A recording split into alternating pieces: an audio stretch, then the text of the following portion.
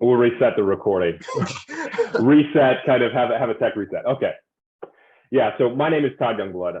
I am calling in from a sunny Denver, Colorado. I sit kind of just at the base of the Front Range of the Rocky Mountains. I'm in a small town called Arvada, which is it exists within the metropolitan area of Denver, but we have a little old town, kind of a small town that is representative of our kind of place in the suburbs. And my background is largely in information technology and how it relates to finance. I would say finance and maybe economics, which is really the kind of the study and the understanding of wealth and money and how it flows between place and person. And then information technology is really my academic background. I have an undergraduate degree in information technology with a specific focus in information security. So an understanding of how do we keep information in integrity. So how do we make sure that information doesn't change and isn't turn into disinformation, I would say. And then another study of kind of information security is accessibility. How do we ensure that information and data remains accessible to the people who need it and who rely on it?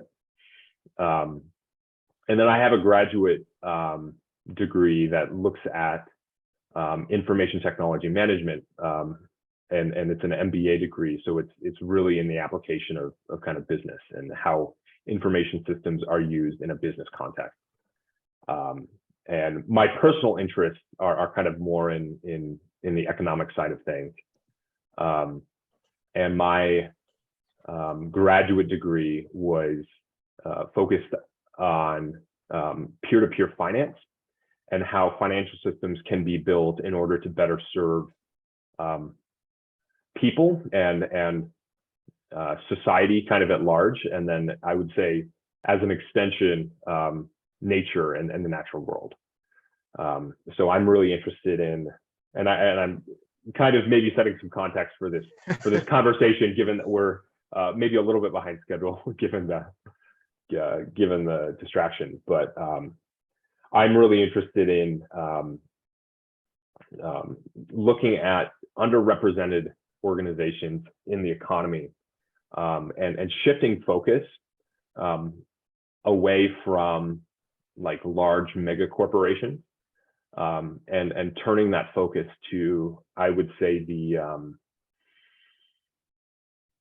underrepresented structures in our economy, like nonprofits and academic institutions, in informal or unorganized communities that don't have like a legal wrapper. And I'm really interested in understanding finance from that perspective, where here in the United States, in kind of the Western economy, we have large corporations that really set the culture and the norms and the practices of the economy. And I think my reflections over the pandemic have largely been around what it means to be like an essential worker and an essential part of the economy. And I think there's just too much emphasis on market structures and commercial exchange and commercial transactions, where it's really the nonprofits and schools and food banks and all of those organizations that kind of fall into the shadows of the economy, that are largely doing the work and doing the work of making sure that people have their needs met. So that is kind of my perspective on the economy and where I'm really interested in finance, and how do we build financial tools and financial technologies that allow those structures and those organizations to thrive, allow for the informal kind of economic practices to thrive. So that was a long introduction, but that's kind of that's kind of how I'm coming today. Oh no, that was great. I think just given just the nature of the things that you're working on and things you're exploring, I think a long introduction is I feel much more needed because there's just so much to unpack. So I thought that was great. And on to that point, as you're saying, building new financial technologies, new financial systems to really recognize for the informal economy and not necessarily technically private business, but business which generally operate a little bit, not necessarily just profit driven, but have other goals. And so, given that sort of perspective, how did that push you into leaning into Web3 and kind of exploring and embracing that space? Yeah, that's a good question. And again, given the distractions that we had at the beginning of this meeting, I want to thank you, Charles, for hosting this space, for making the space to have this conversation. I'm really interested in the concept of a research commons, and more generally the idea of the commons. To me, I would say the commons is a representation of informal economy, and I would say it comes in. I wouldn't say it is a foundation on top of which the market as we know it exists. The commons is kind of, I would say, an extension of the natural world. It is a space and a place and a practice that really embodies giving and sharing and exchange, where coming from a business perspective, I know markets as being about transactions and commercial sales. And I think that is actually an abstraction that is dependent on the commons. But it's something that we need to kind of like remember and realize, because the market structures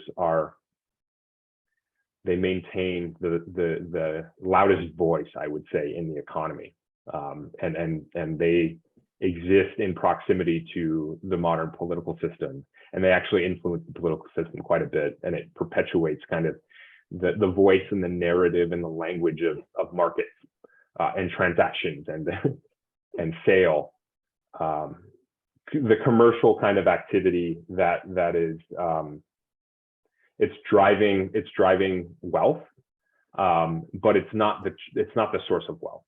Where in economics, sector like the first sector and sector zero is the natural world.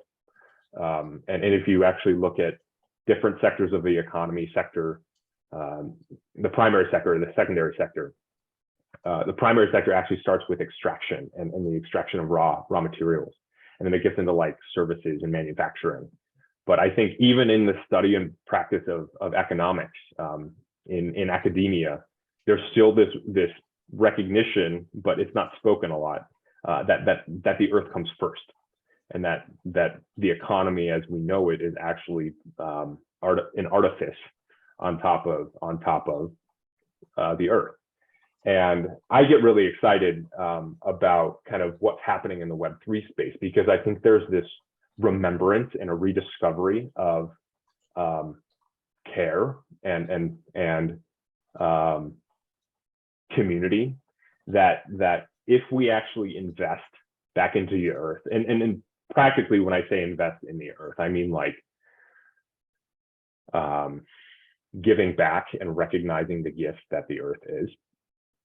And very practically, that means like protecting land and protecting soil and protecting water systems and protecting like earth systems, so that there will be a future that is productive and that is beneficial.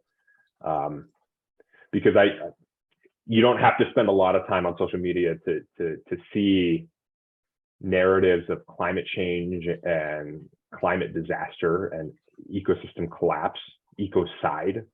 And I think that is a very real and very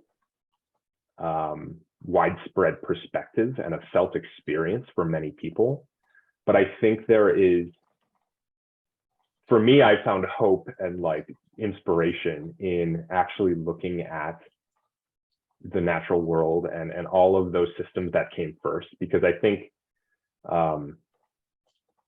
the very real narratives and challenges we face in climate change are rooted in a type of fear, and it's a fear that is reflective of a future that's uncertain in many ways.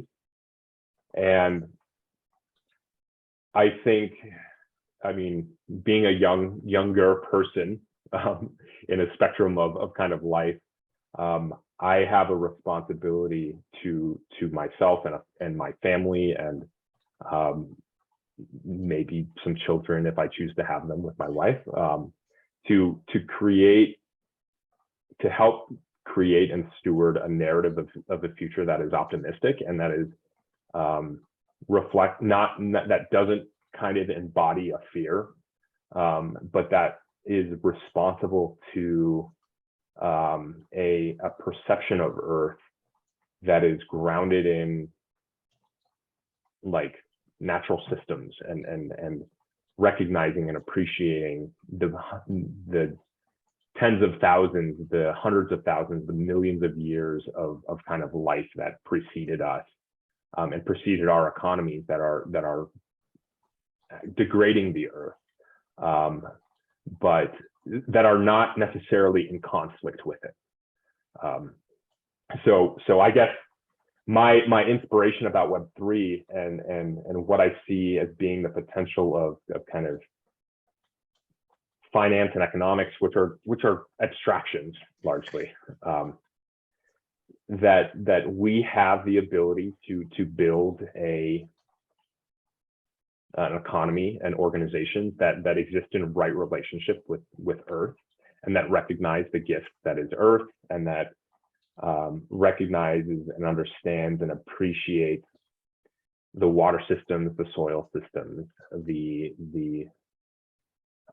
flora and the fauna that we have to care for and protect in order to ensure a livable ecosystem for ourselves in the near term and future generations as well. So I get really excited about things like economics for the next 7 generations or economics for the next 1,000 generations, because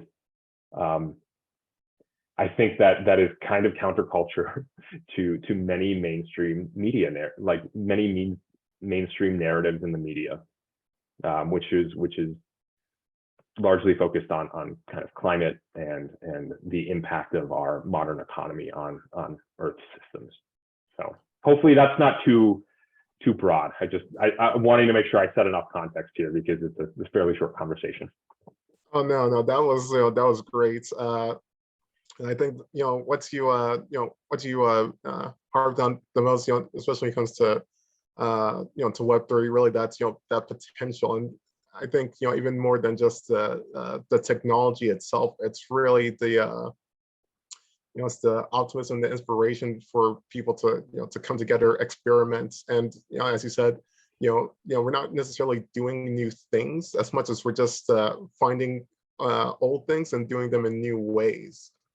And I think that's such a cool part about Web3, and really having that potentiality to hopefully create a new economic systems, and as you're really hoping for, it's like something that's balanced with Earth's natural systems. Like, can we actually incorporate those natural systems into our existing economic structures? Because as you clearly know, it's like our current model of the economy doesn't like include like the natural systems at all. It's just an input. It's like, oh, it's just here, and like we forget it, and then of course you end up on the at the end, it's like, oh, you have the waste, and it's just like it just disappears, and it's like, well, no, that's not how it actually works. The waste ends up somewhere, and it's more of a cycle. And it kind of really reminded me of of Kate Raworth's work on donut economics. Donut economics, yeah. Just really putting everything together, and that's I always think it's a much better way of looking at it, because it's a cycle. It's not linear, and it's that kind of linear thinking that's it's unfortunately part of our problem is this linear thinking, not being able to think more systemic and in a more cyclical manner. Yeah. Something that I really like that you mentioned was the narrative and how it's self-reinforcing. So like you have big business, our current views of like liberal markets, and it's like because they succeed and because these companies of course influence not just the economy but also politics, culture, society in general. They influence pretty much everything. So we don't really have this separate systems, even though we do kind of like have that fiction that's sometimes in like the news, be like, oh, the economy is this, and it's like, oh, politics is that. It's like, well, no, they're not separate. It's like that person, where did that person who's running for office gets their donations from? It's like, well, it comes from the guy who runs a business which made a lot of money. So it's like there's not a disconnect. It's all it's all connected. And I really like the fact that you mentioned that this is really important to understand just how connected all these systems are to each other and how they influence each other. And then given Web3, like we do have with like Web3, we do have like a lot of narratives in Web3, which I really like. It's a lot of pluralistic narratives. You have different groups trying to do different things with it. You have like decentralized science, you got regenerative finance, you got people trying to do stuff with like decentralized AI. It's like you have everyone's just working on so many different things with different particular visions. But I feel this is where like Web3 is like right now. It's like at least defining narrative is really much more like the crypto anarchists. It's like we're gonna disintermediate institutions. We're going to make everything sort of peer-to-peer. We're not going to have to like rely on anyone or any institution to get things done. But then we look at pretty much kind of like the reality of how Web3 is right now. We have a lot of like VCs coming in, like Andreessen Horowitz, reinforcing some patterns that we're actually hoping to create a counterculture again. Exactly. We have these people coming back, and it's kind of funny because you look at Andreessen Horowitz. It's like, well, they invested like in Facebook and kind of pushed Zuckerberg to kind of be who he is. So it's like it's kind of a strange thing to see the people who kind of champion Web2 who come now in for Web3, and you're just like, wait a minute, weren't you guys the ones who kind of just made this problem? But it's like it's kind of self-reinforcing. Yeah, we'll give them a chance to redeem themselves, I think. I mean, so maybe this is a chance for us to even kind of find some common ground around language of what is Web3. I think Web3 could even be just a marketing term of Andreessen Horowitz, and kind of is an abstraction away from those kind of to me as a technician and kind of a technologist, very tangible systems that actually work to liberate some of the market systems that are currently captured like value flows. So for me, Web3 is kind of a collection term. It's representative of technologies and tools like the distributed ledger, cryptocurrencies, or what could be tokens, electronic tokens. Web3 also includes ideas like electronic contracts, or as I like to call them, digital agreements. I like to make that distinction too, because contracts are like very long-term, like you can sign your life away in a contract, but agreements are more representative of like our personal relations and things that can change and are adaptable. So to me, the idea of like digital agreements means that we can have an economy that is plural, that recognizes multiple value flows. And let's see, so Web3, we said ledger, the distributed ledger, we said electronic contracts or digital agreements, we talked about tokens. So these are kind of a set of tools that allow us to reframe the language and terminology of the economy. And because I have the opportunity, I'll kind of set some definitions and language around how I perceive economy. My dad's a historian, kind of like a bit of a history buff. And I spent a little bit of my childhood in Europe. So to me, I'm really interested in language and like the Romance languages, Italian, Spanish, and all of the roots of language. So to me, economy, when I think of economy, I go straight to the like etymology. So the Greek, and economy is actually a merge of the word oikos and nomia, which is kind of like the management or the administration of the house. But oikos is actually different from it's like a collective house, or like the house of society, where domus or domia was the familial house. And so oikos and nomia is like the management or the stewardship of the house. And when I look at nomia, it's like numbers and like it's a kind of accounting. And so that I think is important when we understand what is this practice of economics, because if you were to talk to a politician or an economist, they would probably quickly introduce this idea of GDP, or gross domestic product. It's the accounting, it's the numbers of the economy, and it's an abstraction that we use to assert the wealth of an economy. But it's denominated in numbers, and it's denominated in currency and market exchange. So long story short, I mean, what I'm trying to get to is we can't actually understand the total wealth of an economy by looking at numbers, because numbers are one dimension of value, and there's many dimensions of value. I like to kind of rely on like folk economic or feminist economics kind of frameworks. Appleseed Permaculture, which is an online publication, and I think it was Gregory Landway, who is kind of active on Twitter in the Regen network space, talked about the multiple forms of capital, and I think his framework outlines 7 different forms of capital. I don't like typically calling forms of value capital, but I think it's interesting, kind of in a capitalist society and a capitalist economy, to frame things in the kind of form of capital. But there are many forms of value, and there's a spectrum of value that exists outside of money, and those things could be like knowledge, or the information that we kind of share personally.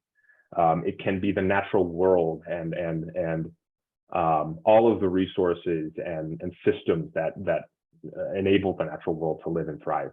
It can be material capital. It can be stone and different like physical materials, and then it can be, let's see, culture. Culture is another value that kind of exists in this 7 forms of capital. But all of this is to say is, if we look at an economy as a measure of kind of wealth, and as a practice and a study of understanding wealth and the flows of wealth, we can't look at it in one dimension. We can't look at it as GDP, and we can't look at it as being wholly represented by market flows and the flow of money, because there are so many things that actually underlie and like precede the flow of money, that are vitally important to life. And so, to me, kind of as an MBA and as a practitioner of business, I see the monetary flows as actually being secondary. They're a byproduct of value creation and value transfer and exchange. And I would say that the market, the economy that we live in now, is actually a representation of corporations that can really only see in this one dimension. and they're a failure of their own success. Our economy is a failure of their success because they're really good at looking at that one dimension of value, which is money. And they even chart stock prices by the price of their company. But there are so many things that actually influence, that play a role or are a variable in that system, that enable that organization to create value. And it's largely the underlying purpose or mission of that business that influences that value creation. So thanks for joining, Mike. Thank you for joining, Mike. So I'm like leaning into this idea that an economy is representative of again, this shared house. It's the kind of the social house, but it has to exist in multiple dimensions or spectrums of value. And if we put too much weight and rely too much on financial flows, we're focusing on the wrong thing. If we don't focus on the stewardship of nature, the stewardship of flora and fauna in our natural world, the cultivation of relationality between nations and peoples, and like the promotion of like largely like market narratives, we're missing out on what it really means to like build this economy, build wealth. But that wealth is in relationships and culture and arts and technology and science and all of the things that we can do kind of together that play a role in monetary flows but aren't defined by it. Yeah, no, that was great, and yeah, I really love the your point there about just like of course there's at least the way we do have with our major corporations right now. They only do really look at one dimension of the economy, and of course that's just monetary maximization, trying to maximize as much money as you can make. But as you're saying, there's multiple values in the economy, and interesting ways Sal's like to look at it. It's like it's really more multiple economies, little microeconomies all coming together to form one major economy. And just like you're saying, it's like looking at the etymology of the word, it's like it's like a shared house, and it's like it's houses all coming together and sharing. And it's like you have this market here which does that, this market here that does that, and everyone kind of coming together. And on your point about just recognizing multiple values, I thought that was a really good point. And it reminded me of this like older reports I read like a long time ago. I can't really remember the name, but it was talking about just like different currencies that can exist. And it's like you can pretty much create a currency for anything, because like really all currency is just a value signaling system. It's just a way to signal value. And of course we can always recognize multiple terms of value. And even right now, I'm pretty sure like of course all of us recognize multiple forms of value. It's just that as you're saying, we only at least economically, at least the dominant narrative is only recognize one type of value. Even though if you can pretty much ask anyone like what things do you value, it's just going to be like a list. It's not just one thing. People value multiple things. And then moving on from really from that point, I wanted to just talk a little bit about this alternative ownership. And as you were saying, you have multiple values, but we only get to recognize one. I think that also is a problem that also affects alternative ownership structures, because they're trying to emphasize these other values, but it's like these values don't get put into the spreadsheet. And so it's like it's tough for them to express themselves, especially for like investors, because they're looking at just one one type of value, but for them they're like, well, hey, we do all these other things too. So like and this kind of relates to just like how do you of course measure things, and of course how do you measure value, and especially for so like for like a cooperative or even for another type of steward-owned entity, just like the difficulties of trying to show your value in a world where people don't want to recognize it. I think that's an unfortunate conclusion that we've come from, just having this really market-driven narrative. And even then, it's like the market's really just one way of organizing things. It's not the only way. And and you look at certain areas, it's like certain areas you don't use a market. It's like for example, we look like a healthcare. It's like healthcare, you really actually probably shouldn't use the market. Right. It's a care structure. Yeah, I completely agree. Yeah.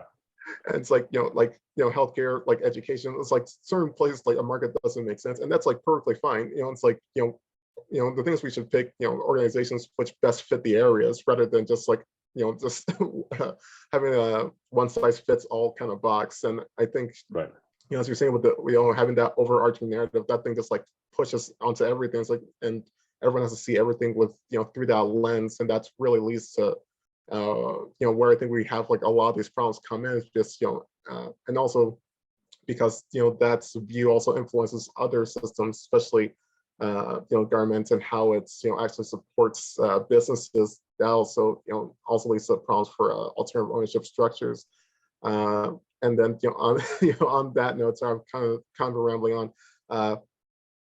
Like, how did you like find out about these alternative ownership structures, and what problems have you identified that they face that you think that Web3 could potentially help with? And also just having better policy and people just being more aware that of their existence and like the positive things they can do outside of just revenue generation. Right. So I'm going to repeat your question a little bit and try and kind of maybe summarize what you've been saying is, so there are these other structures that exist.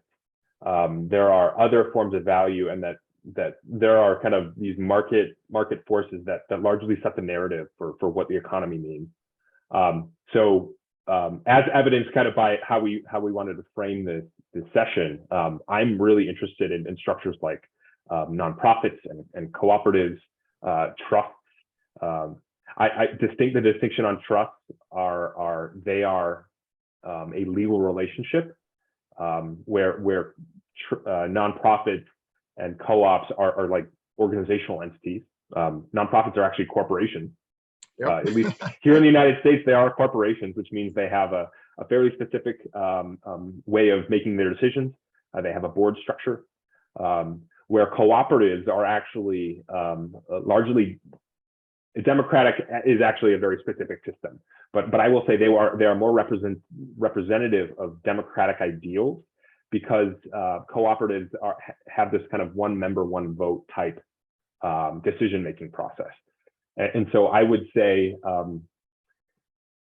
my perspective of these legal structures are actually ways that we organize ourselves as society and as humanity in order to make decisions and do things. But they exist as a form of collective expression. And corporations are a very focused form of collective expression.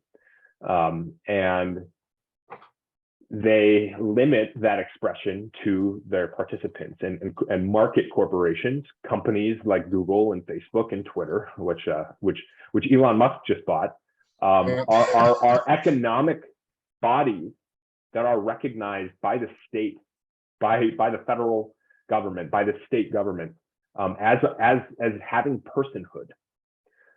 They are not personhood in themselves, but they are collective personhood by the shareholders and by kind of the owners. And they are granted rights and privileges very much like people. But they are largely a creation of an economic structure and of a political structure that is new. And I don't think that the American democracy, the Constitution as we know it, understood that there could be these personhoods that can play an outsized role in that practice of democracy, our representative democracy, and in our economy. And I, from my perspective, democracy is being challenged by these corporate structures, and it's largely representative in our political system. I see red and blue as being corporate type structures that are promoting a brand and a very narrow ideology that isn't representative of a larger spectrum of perspective and experience and like it doesn't. I'm not a Republican. I'm not a Democrat. I'm not red or blue. I'm not a conservative. I'm not a progressive. I have nuanced feelings about how I think the state should play a role in my life, should play a role in my economic life, my personal life, my local life. And I think we've granted these structures more power than they should have, and they've taken power too. And so I'm really excited about these. I'm excited about cooperatives, and I'm excited about trust, because I think they had together, these two structures together, they have to work together. They have the potential to challenge and re-embody kind of a more democratic society where maybe it's a bit naive and like whatever, but I kind of believe in some of the language of the Constitution where all men and all women and all people have like equal rights and should have an equal voice. While I believe that the Constitution, as it is written, is exclusionary, the idea which gave kind of birth to that document and to that vision is one that is sound, and I'm a believer in that. And I think we can rethink. I don't know. This is a ramble, but like I grew up in an economy that doesn't serve people, and I grew up in political parties that don't listen and that want to speak their own narrative. And to me, that's theater. It's not representative of the life that we want to live, and that's not representative of the life that I want to pass on to my nieces and nephews and maybe the children that I have. But I think they're in a world that I perceive as being unable to serve the needs of people and the planet. I think there is a future where we can build systems and work within existing systems to actually create a world that we all want to live in, and one that isn't fear-driven, one that isn't focused on political fighting, and one that serves a broad range of perspectives and a full spectrum of narratives. It's not just red and blue, it's pink and green and yellow and orange, and however you want to identify. I consider myself kind of a greenie. I'm a bit of a greenie, maybe a blue. I have some red tendencies. Sometimes I believe in tradition, and I think religion does play an important role, though that is a very big topic to introduce. I want to see a political and economic life that we can all get along in, and so I'm focused on helping build technology for the systems that are a lot of times left out of the conversation, and those are largely nonprofits, cooperatives, trusts, and those that are maybe closer to the ground, serving the needs of people and serving the needs of the natural world. So I know we're getting close to the time, so I'm trying to focus in the ideas, but yeah, no worries about it. I think we could just go like a little bit over, just given the unfortunate sure, difficulties we had in the beginning. So yeah, we can definitely go a little bit over. Hopefully, sure. I'm not eating up too much of your schedule. And Shane just actually asked you, did I cover the structure of trust? I don't think I have covered the structure of trust. Thank you for pointing that out. So co-ops and nonprofit organizations, we've covered those. Trusts are this very unique structure, and I think I could go an hour about trust and trust, but I found two interesting books. One was on purpose trust, and it was written. I'm not going to be able to give the name. I'll provide you with the information after, Charles, and we can cite it and source it. But it was on purpose trust. It was written in the late 90s. And then there was another book that was kind of Enlightenment era production. Again, I'm not going to be able to on the fly name who it is, but it was called On Equity. And equity, I think, is a very key term in understanding what trusts are as a legal structure and an accounting structure that has a lot of legal precedent. And when I say legal precedent, I mean like there are courts that are set up to protect equity and to protect commonwealth. And essentially through these two books, I saw this history of about thousands of years, honestly, about what trust is and what uses, which are another legal structure that are that kind of predate trust, what those represent. And trusts are not a legal structure. They're a relational dynamic that we have as people. And trust, like I trust you, Charles, and I could say like, I mean, yeah, give me $1,000 and maybe I pass away tomorrow, and say I want you to use that $1,000 to serve people, to serve maybe a very specific like let's set up a food bank or something. That's just a very specific example. That is a trust relationship, and a legal trust is actually a structure and a membrane to actually protect that will that people have between each other, and largely trusts are designed to protect equitable relations, and they predate thousands of years. And the way, if you look at the history and the precedents of trusts and of courts, where precedents are, a legal precedent is a decision that was made in a court, which can be kind of used to inform the practice of law and how decisions are made. Trusts have always been recognized as being a relational element, and they preceded corporations. Corporations are a legal tool, a legal artifice that were created.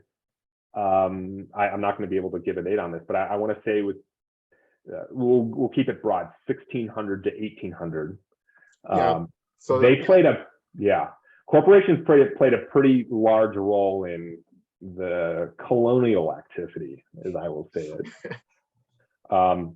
And they extended power to people through a legal structure in a way that allowed for the concentration of wealth and for the capture of wealth in a way that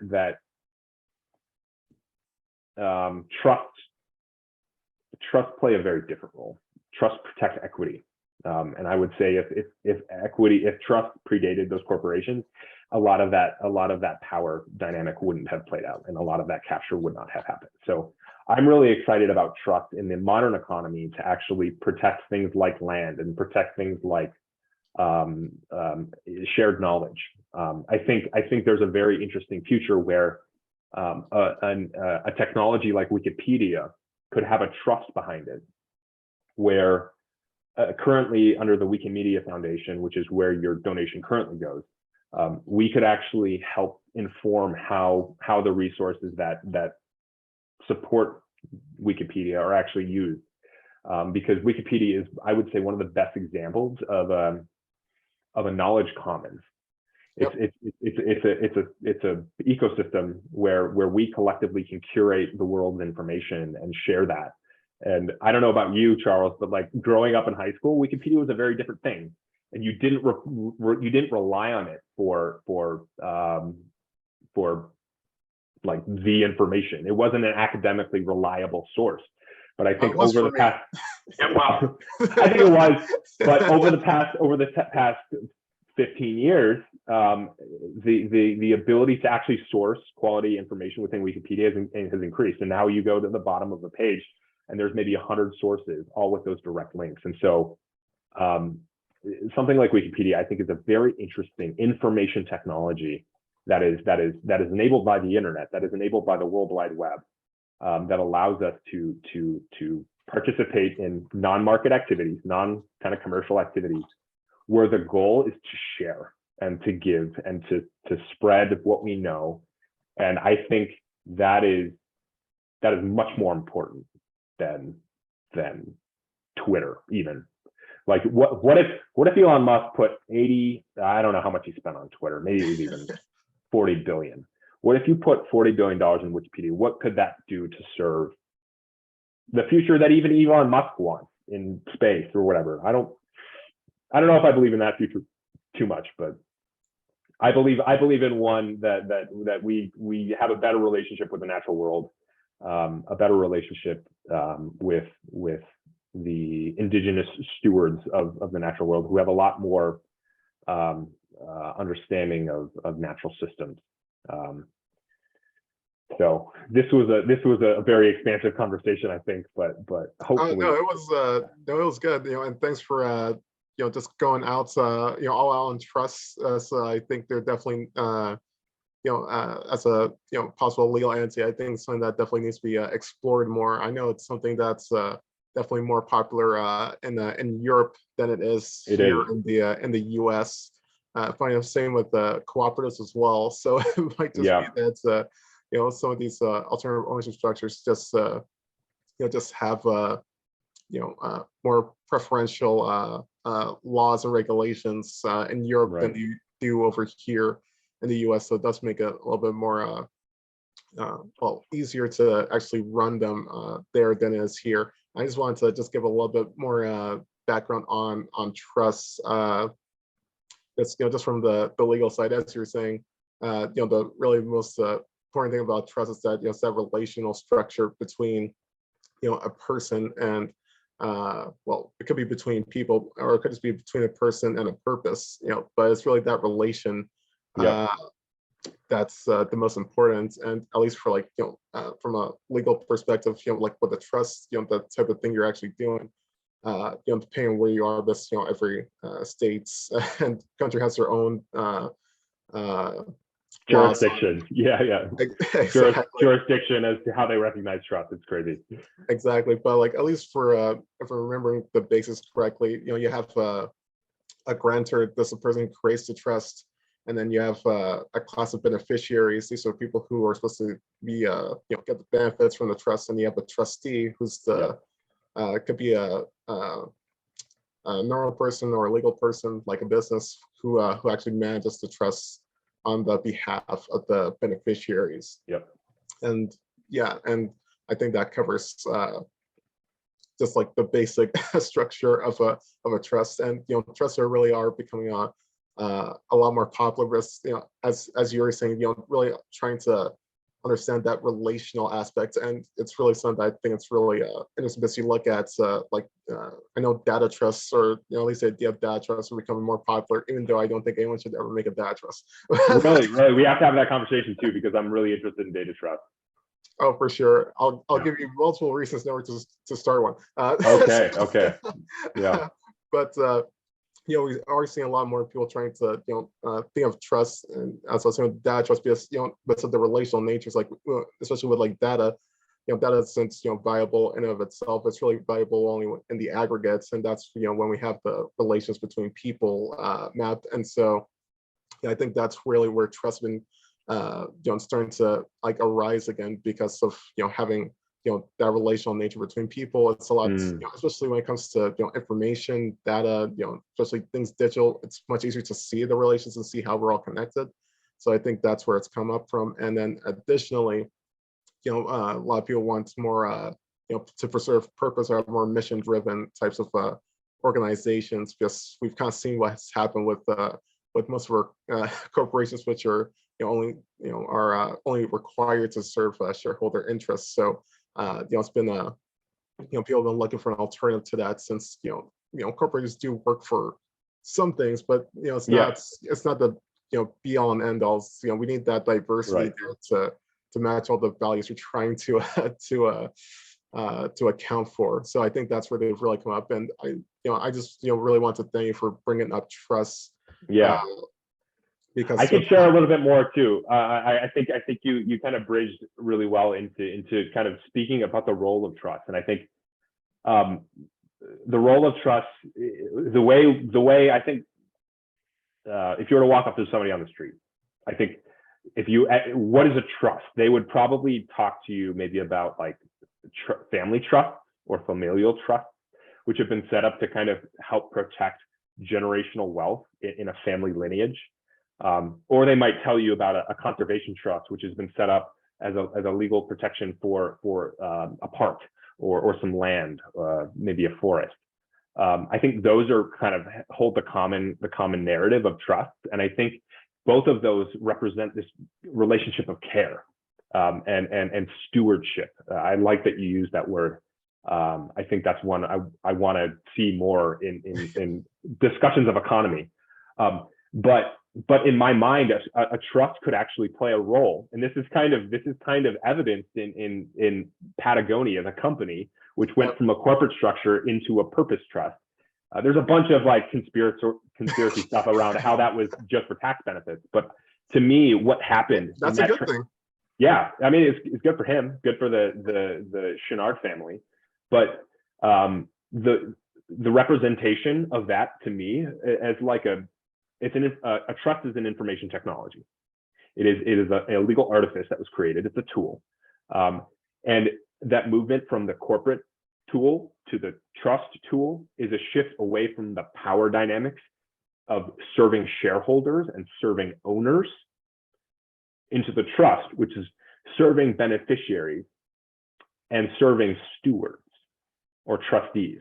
And that is a very different economic activity, where one is very focused on market transactions and like selling clothes. And this new one is maybe they're still selling clothes, but the revenue, the income that they gain from selling clothes now is framed from the perspective of how do we use this value flow, this money, to actually steward land, and likely as a co-benefit to actually serve the people who are stewarding that land, maybe even collecting resources from that land to produce clothes. And to me, the emphasis in the shift away from ownership to stewardship is a significant dynamic. Like if any other corporations did that, I think it would be a significant like paradigm shift in how we understand the economy, a Cambrian explosion, if you will, of like new different forms in an economy that could start to produce other things than just like share price increases and dividend issuances and share buybacks. I don't know. It's the shift from ownership to stewardship, I think, is it's profound. Oh, agreed. And on your point, I really like how you're mentioning really the difference between ownership and stewardship. And I think it's really interesting because when you look at cooperatives, you kind of get more of a I wouldn't necessarily more of a blend, but I think at least in the way that cooperatives try to promote ownership, it's really more promote stewardship, but it's just like the language we have is ownership. Right. Yeah, and cooperatives aren't perfect structures either, which is why I get particularly excited about trust and cooperatives, because cooperatives are businesses. They are market. They kind of, again, do reinforce this narrative of like market transactions. They sell things. There are cooperative nonprofits, but they're rare. But to me, the something that's unique about co-ops is that kind of more democratic practice, and it's recognizing that everybody should have one member, one voice. To me, one member, one vote. Votes aren't as like interesting to me as like voice. Like the free speech is like important. It can be abused, but I think that is kind of a good generalization of democracy. And what we're trying to create is a shift away from when the U.S. became the U.S. and kind of opted out of, no, let's not do like monarchy. Let's try and like let the people represent themselves. That idea, the great thing about that idea is like the understanding and recognition of everybody should have a voice. And I think there's too much emphasis on like votes in 2022. All the corporations are telling you go vote, but yeah, what do you want to vote, red or blue? Where if we were to embrace this idea where voice is the thing, it wouldn't be red or blue. It would be the more important thing would be like, what are we talking about? Like what are the biggest issues? Because right now my biased kind of not great opinion is that both parties are more interested in fighting and setting the narratives between each other rather than like actually representing kind of the needs of people and the citizens. I don't know. Yeah. Yeah, and so just on to go just back a little bit when we were talking about the voting part. I think as you're saying, cooperatives, one member, one vote. And at least, to me, from my understanding, it's really less of the voting aspect, but more just like the equal participation aspect. Yeah. And it's like just making sure that people can actually meaningfully participate, participate, in governance. So it's not just, getting, economic rights. Because, we do have like public companies, like Right. well, like Twitter, Right. or at least, might not be public in the next couple of months. But then you also have like, well, Meta now, but Facebook, I'm just going to call them Facebook because no one knows what Meta is. Yeah. But it's like, you have public companies, but like, they're not actually like, they're public. They're still managed by a board and still, they're responsible to deliver value to shareholders. And it's still under this very much ownership paradigm. Exactly. So like, even though we do have, public, is like, and the thing is like, as for most people who buy in public markets, all you get are really just like economic rights. Some people try to get governance rights, but like it's never going to happen because the people who run the company are like, they're not going to give up control. Like they didn't go public to give up control. Yeah, activist investors who are, I mean, they could even be large funds that try and actually like influence public companies to do the right thing in ESG and environmental, social, or governance issues. Activist voters or activist shareholders like still are kind of underrepresented, and a lot of times what they're pushing for just gets ignored because they don't have the economic power, they don't have the right amount of ownership to actually do any meaningfully influential things. And and on that point, as you're saying, it's really the voting purpose. Like even if you can buy on public markets, because the way a lot of companies go public, it's like, oh, okay, we're gonna go public, but it's like we have different classes of stock, and it's different voting shares. Exactly. It's like how much voting power again. It's pretty funny because like with Google, it's still technically run by the founders because like their class of stock has like, I think it might still have like 51% of like power. So like I mean Meta, Facebook is still pretty much run by Zuck.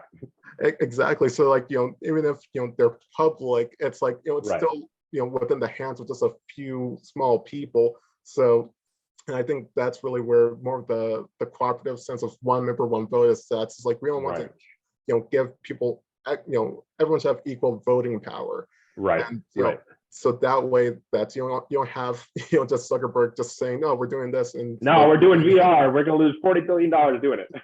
Exactly. I don't quote me on numbers. He didn't lose 40 billion. He lost a lot, but anyways, so I guess for me, just kind of ending it, kind of navigating it more to like practical, like what could this look like? To me, I'm really excited about the opportunity of cooperatives working together because there's the co-op principles, and you can read through them. We'll link them in the chat and in the kind of show notes. But cooperation is core to cooperatives, and cooperatives working together. To me, that leads to like a future where we have like co-op networks of cooperatives, cooperative federations, even that actually can meaningfully challenge corporate structures. And corporations are great for doing what they want to do. They're good for making money, artificially, I guess. But I don't think corporations are the bastions of a healthy economy. And I think the corporations, they're a victim of their own success. They only, if you only recognize value in one dimension, then sure.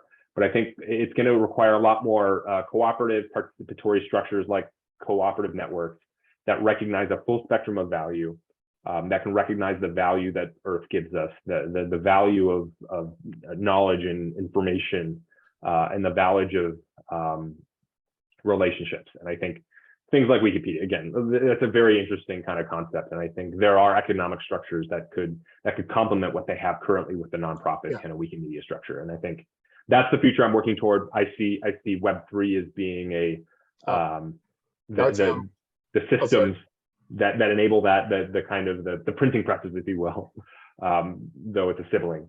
And that's kind of the future I'm leaning into. It's what keeps me hopeful and optimistic despite the fact that a lot of mainstream narratives kind of fear-based, whether it's climate change, nuclear war, whatever. I remain kind of rooted in hopeful optimism. Yeah, I'm like pretty much the same, kind of very, very similar, on the vision side, because, that's kind of like what the LDCRC is actually for, is, trying to, put out its own, put out research commons, and we're really just trying to open up research on the frontiers of tech and society. Yep. So I really think that, people, actually have more access to this information, kind of actually know what's going on, and, actually find some actionable ways to use it. Like they'll, at least to me, like if you give people access to stuff, they'll just start using it. Right. And, once you give it to them, they, then things will happen. And, trying to create these, more plural futures where we have diverse economies, where we have Plural values. Yeah. And it's like, of course, we still have to like, work towards that. But I think a lot of people, I think there are more people who would be interested in that kind of economy than the current one we have. And I think the only thing really stopping them is just, the lack of tooling and lack of knowledge, and lack of investment. Those are like really the three things which are holding these kinds of things back. And so, really for like my my last question then is just really, you mentioned a little bit about your future future vision. And so, I think I really just want to have this, we're talking about a little bit of knowledge for your PIA. And so, on that future, then, how do you see Web3 then just really just producing these public goods? And then, as we have these public goods, having more of these steward ownership entities which manage these goods. It could be just one entity, or it could be a network of these entities which manage these public goods which we create via Web3. Yep. So steward ownership, I think, is a key thing that I just heard. It was unspoken, but I think kind of this idea of the commons, and again, the commons generally is like more representative of what economic exchange could look like outside of market transactions, where you're selling or buying something to a corporation, where like giving and sharing is more kind of embodied and realized, like kind of nonprofits. And I think this idea of the commons is the future that I'm leaning into. The commons includes a recognition and kind of the appreciation. We need to put more power, and we need to give more power and energy into nonprofits, into cooperative networks, and a project I'm really excited about recently that I joined is called the Open Commons. It's very much like Wikipedia. I think it's even a fork of the Wikipedia model. But instead of it being specifically around knowledge curation, I think it's oriented more toward sharing research and sharing knowledge. I think, Charles, it would be a really interesting place, home for kind of some of the Ledgerback research. But I'm hoping to participate in that kind of forum, to share some of these technologies and like the blueprints and what you could call intellectual property, because I'm a technologist working on some systems, but those systems are functional and they can be used and deployed. And if we can share them instead of selling them, that allows more people to use them, and it creates accessibility, and it's more reflective of this kind of practice of inclusion rather than exclusion by you can't afford it or you can't use it, maybe you don't have US dollars. And for me, the more we can share technology and the more we can share these tools and not sell them, I can still make money as an organization by providing services to help support the tool. But that's, instead of selling it, I'm servicing it. And to me, it's a different economic relationship. And so I think Web3 is going to play a pretty pivotal role. I look to projects like the Regen Network, who is building a distributed ledger around soil health, which to me is super cool. Very, very simply, they're working with like farmers and people who are land stewards, and giving them a way to monetize their land by turning degraded land into, like, not even productive, like agriculturally productive land, but they can restore land and then issue credits, carbon credits, essentially pay these stewards because they're sequestering carbon from the atmosphere and rebuilding the soil that is currently degraded. And so to me, that's a very interesting economics exchange. And that's an interesting project within kind of the Web3 space that is focusing on like another form of value, where in this case, soil is value. Soil is, if we invest in soil, we're serving 7 generations, we're serving 1,000 generations. And we're actually we're counteracting kind of the climate. We're creating resiliency against climate change, because soil plays a very important role in the carbon cycle, even in like providing resiliency in natural disasters. Decreases the chance of mudslides if you build up your soil, like that kind of stuff. You don't have a dust bowl if you have healthy soil, like that kind of stuff. So I think there's very practical applications of like Web3 technology in other forms of value. And we could have other Web3 networks that are focused on sharing art, or like, what would a Wikipedia look like if it were incentivizing people to share recipes from different types of cuisines, and that could be like a food cons or something. I don't know. I exist in a very imaginative world where a lot is possible when we can think outside of the box, that the box of markets and the box of like transactions and kind of the modern economic paradigm, which is largely ruled by corporate brands. So I'll leave it there. Yeah, that was good. No, those are some pretty good points, and I really liked your point there about the bill, like, well, finding new business models which aren't as extractive. Right. That's I thought that was a very good point, and really reminded me a lot of just like kind of the mod that goes along with like a lot of open source software. It's like, oh, you can just download software, try it out, but it's like, oh, we provide these services, like if you need hosting or training, like we're willing to provide the services while still making the products free and accessible. And we do see a lot of like very successful companies which champion open source software.